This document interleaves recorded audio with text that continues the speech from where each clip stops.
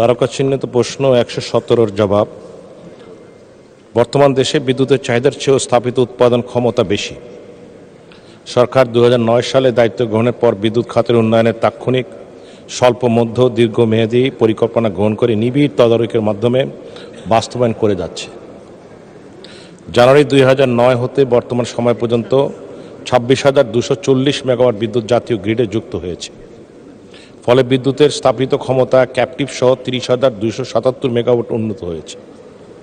এবছর 30শে এপ্রিল 2024 তারিখে সর্বোচ্চ বিদ্যুৎ উৎপাদিত হয়েছে 16,477 মেগাওয়াট।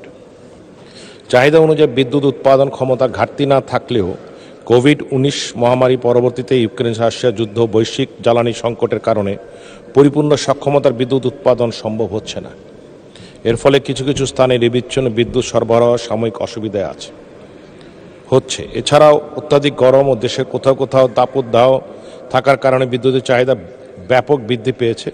চাহিদা বৃদ্ধির পাওয়ায় উৎপাদন বৃদ্ধির উপরও জোর দেওয়া হচ্ছে। আমরা আশা করছি অচিরেই সবাইকে নিরবিচ্ছিন্ন মানসম্পন্ন বিদ্যুৎ সুবিধা পৌঁছে দিতে সক্ষম হব। ধন্যবাদ মাননীয় স্পিকার। ধন্যবাদ মাননীয় মন্ত্রী।